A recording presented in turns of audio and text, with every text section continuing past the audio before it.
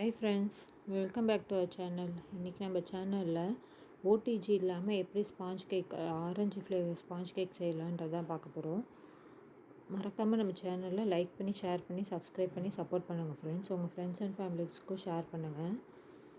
உங்களுக்கு இந்த ரெசிபீஸ் எல்லாம் வந்து கரெக்டான மெஷர்மெண்ட்டோடு உங்களுக்கு வேணும் அப்படின்னா கீழே மறக்காமல் கமெண்ட் பாக்ஸில் கமெண்ட் பண்ணுங்கள், நான் அப்லோட் பண்ணுறேன்.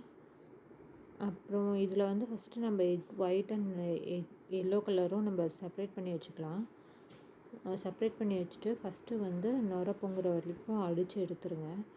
அடுத்தது கிறிஸ்டல் சுகரை கொஞ்சம் கொஞ்சமாக போட்டு பீட் பண்ணி ஸ்டிக் பீக் வர அளவுக்கு பீட் பண்ணி எடுத்துக்கோங்க. சர்க்கரை நல்லா கரைஞ்சி வரணும், இல்லைன்னா உங்களுக்கு கேக் பிசு பிசுன்னு இருக்கும். அப்புறம் நம்ம சேனலில் மதர்ஸ் டே ஆஃபர்ஸ் போட்டிருக்கோம். அசார்ட்டட் ப்ரௌனி பாக்ஸஸ் தான் போட்டிருக்கோம் ஃப்ரெண்ட்ஸ். நீங்கள் 6 பீசஸ் வாங்கினீங்கன்னா 450 ருபீஸும், 9 பீசஸ்னால் 500 ருபீஸும் வித் ஃப்ரீ ஷிப்பிங்கு. இதை யாருமே எனக்கு தெரிஞ்சு கொடுக்க மாட்டாங்க. நீங்கள் டீட்டெயில்ஸ் வேணும்னா அசார்ட்டட் ப்ரௌனிஸில் என்னென்ன ஃப்ளேவர் வருன்றதை நீங்கள் வாட்ஸ்அப் நம்பர் தரேன், வாட்ஸ்அப் பண்ணி கேட்டு ஆர்டர் ப்ளேஸ் பண்ணிக்கோங்க. இப்போ ஒயிட் நல்லா பீட் பண்ணி எடுத்தாச்சு.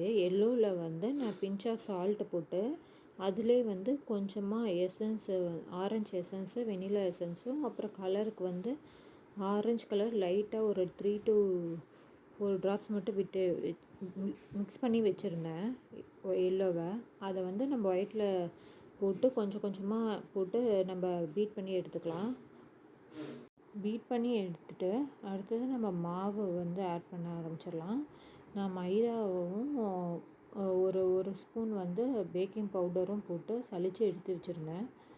அதை நம்ம கொஞ்சம் கொஞ்சமாக ஒரு 3 to 4 பேட்சாக ஆட் பண்ணி இப்போ நம்மளுக்கு பீட்டர் தேவையில்லை, ஸ்பேச்சுலா வச்சு இந்த மாதிரி மிக்ஸ் பண்ணி எடுத்துக்கோங்க.